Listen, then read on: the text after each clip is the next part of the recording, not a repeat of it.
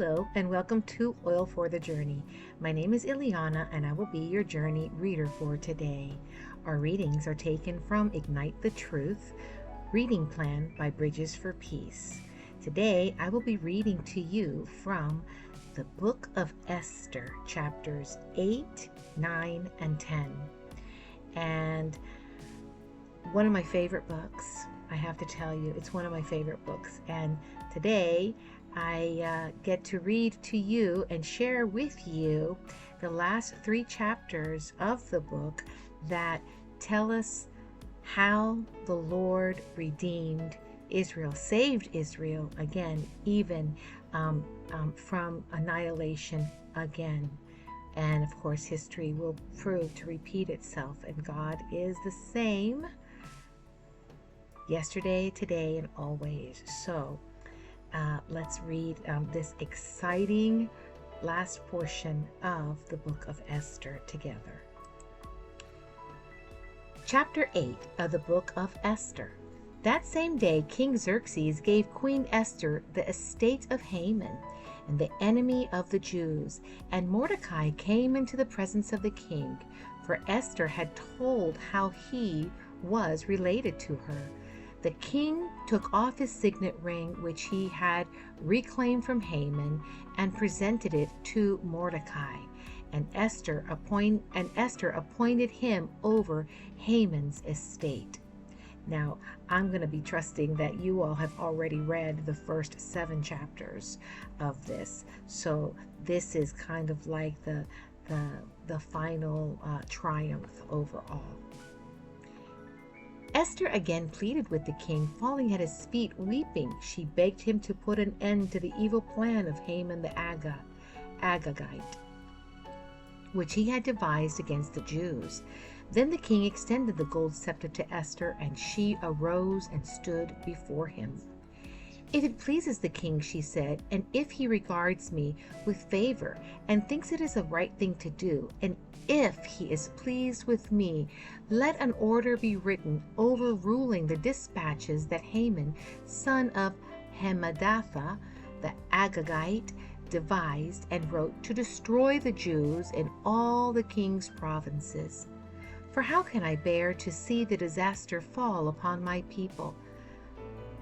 How can I bear to see the destruction of my family?"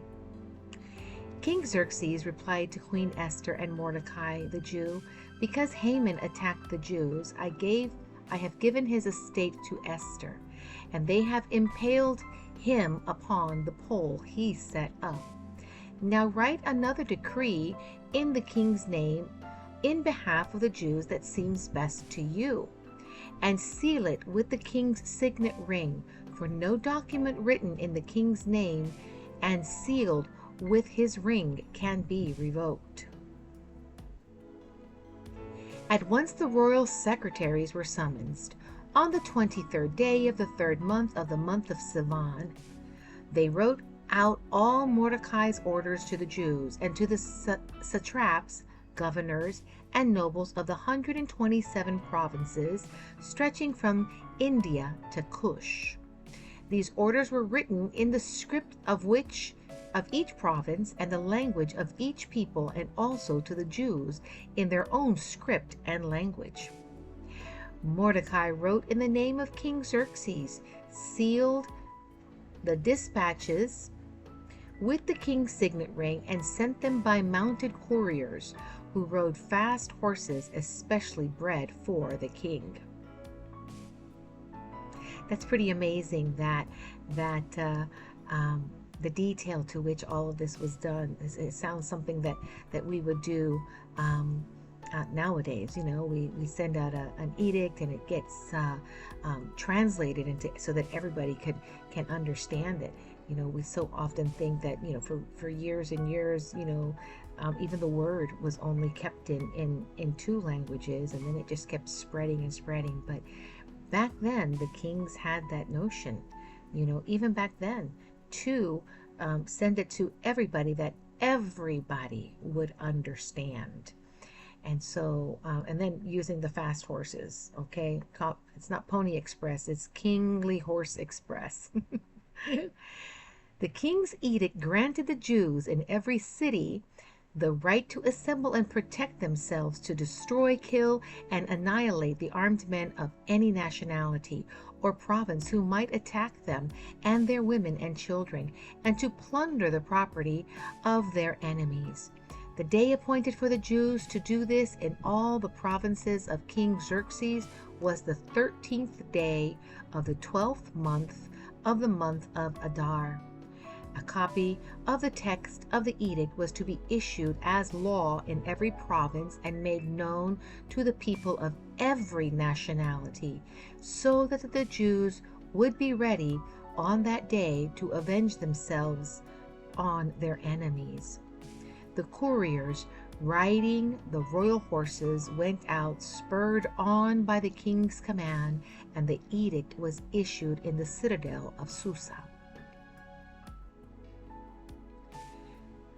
When Mordecai left the king's presence, he was wearing royal garments of blue and white, a large crown of gold, and a purple robe of fine linen. And the king and the city of Susa held a joyous celebration. For the Jews, it was a time of happiness and joy, gladness and honor. In every province and in every city to which the edict of the king came, there was joy and gladness amongst the Jews, and feasting and celebrating, and many people of other nationalities became Jews because fear of the Jews had seized them. On the 13th day of the 12th month of the month of Adar, the edict commanded by the king was to be carried out. On the day, the enemies of the Jews had hoped to overpower them, but now the tables were turned, and the Jews got the upper hand over those who hated them. The Jews assembled in their cities in all the provinces of King Xerxes to attack those determined to destroy them. No one could stand against them, because the people of all the other nationalities were afraid of them, and all the nobles of the provinces, the satraps, the governors, and the king's administrators helped the Jews because fear of Mordecai had seized them. Mordecai was prominent in the palace. His reputation spread throughout the provinces, and he became more and more powerful. I just want to highlight something here, especially in the days that we're living now. They say that they were afraid or feared. Because of fear, they were overwhelmed. It was a fear that meant respect. And because they knew that this edict had the backing of the king, and that, if they went against the edict or tried to do something otherwise, this is why they feared him. They feared him. And that's why they were overwhelmed. Because of this, in chapter 9, verse 4, Mordecai was prominent in the palace. His reputation had spread throughout the provinces, and he became more and more powerful. So he had the favor of the king, just as Esther had gained the favor of the king as well. The Jews struck down all their enemies with the sword, killing and destroying them, and they did what they pleased to those who hated them. Now, mind you, the original edict set out by Haman was to destroy them, and they could not defend themselves. So this was a real flip of the situation, and it was God through the king giving the Jews the right to defend themselves. In the citadel of Susa, the Jews killed and destroyed 500 men. They also killed Parshandatha, Dalphon, Aspatha, Poratha, Adalia, Aridatha, Parmashta, Arisai, Aridai, and Vaizatha, the 10 sons of Haman, son of Hammedatha, the enemy of the Jews, but they did not lay their hands on their plunder. The number of those killed in the citadel of Susa was reported to the king that same day. The king said to the queen Esther, "The Jews have killed and destroyed 500 men and the 10 sons of Haman in the citadel of Susa. What have they done in the rest of the king's provinces? Now, what is your petition? It will be given to you. What is your request? It will also be granted."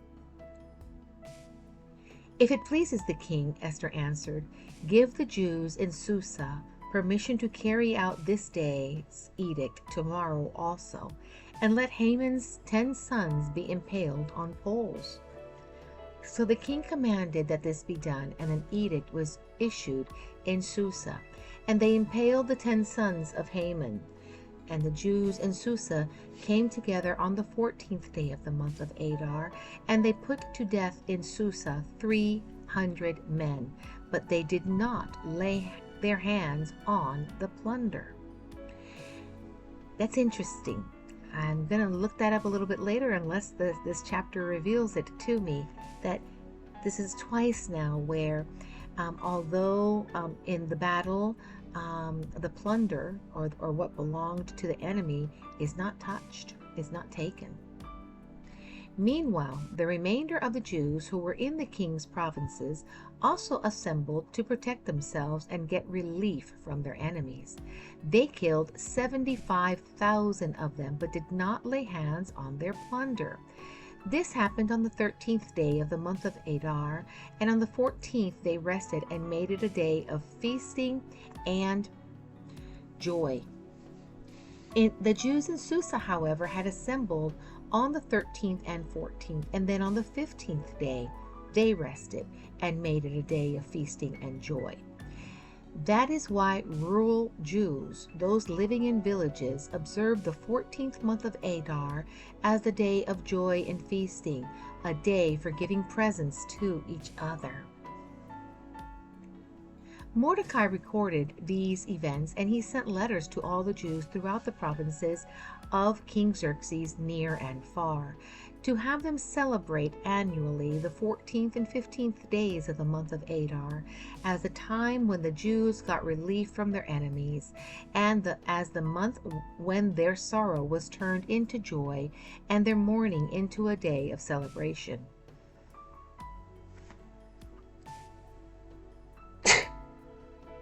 Real time. Excuse me. Thank you. Let me read that again. Verse 20.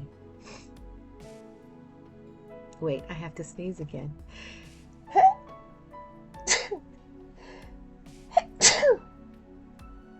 There.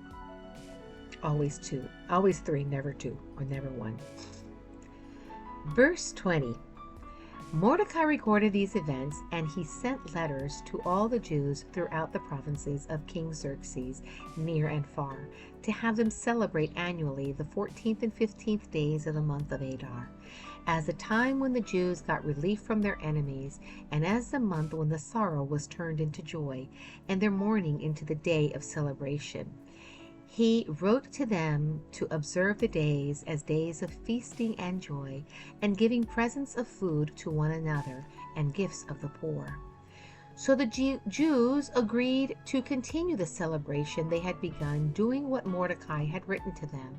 For Haman, son of Hammedatha, the Agagite, and the enemy of all the Jews, had plotted against the Jews to destroy them, and had cast the pur, that is, the lot, for their ruin and destruction. But when the plot came to the king's attention, he issued written orders that the evil scheme Haman had devised against the Jews should come back upon or onto his own head, and that he and his sons should be impaled on poles. These were the days, therefore these days were called Purim, from the word pur, because of everything written in the letter, and because of what they had seen and what had happened to them. The Jews took it upon themselves to establish the custom that they and their descendants and all who joined them should, without fail, observe 2 days every year, in the way prescribed at the time appointed. These days should be remembered when and observed in every generation by every family, and in every province, in every city. And these days of Purim should never fail to be celebrated by the Jews, nor should the memory of these days die out among their descendants. You know, we often talk about the feasts, the Lord's feasts, but Purim and Hanukkah even are also two feasts that are celebrated greatly because the Lord redeemed, rescued, and saved the Jews, his people. So Queen Esther, daughter of Abiel, along with Mordecai the Jew, wrote with the full authority to confirm his second letter concerning Purim. And Mordecai sent letters to all the Jews in the 127 provinces of Xerxes' kingdom, word of goodwill and assurance, and to establish these days of Purim at the designated times as Mordecai the Jew and Queen Esther had decreed for them, and as they had established for themselves and their descendants in regard to their times of fasting and lamentation. Esther's decree confirmed these regulations about Purim, and it was written down for the records. King Xerxes imposed tribute throughout the empire to its distant shores, and all his acts of power and might, together with a full account of the greatness of Mordecai, whom the king had promoted, are they not written in the book of the annals of the king of Media and Persia? Mordecai the Jew was second in rank to King Xerxes, preeminent amongst the Jews, and held in high esteem by many of his fellow Jews, because he worked for the good of his people and spoke up for the welfare of all Jews. This is very, very poignant for this very day. So I encourage you, my brothers and sisters, to just dwell on that. Dwell on how the Lord is faithful, and how He protects, and how He saves us every day from our enemies, and that we too should work for the good of the people and speak up for the welfare of all Jews. Let's keep that in mind. Thank you, my brothers and sisters, for spending this time with me, and I just pray that the Lord would bless you, bless you, bless you. Look up the Feast of Purim. I think sometimes it's celebrated in early spring. I believe that that's the time of it. So if you ever get an opportunity to celebrate, or are invited to, or just do it yourself, it would be a blessing for you. I just know it. God bless you, and goodbye.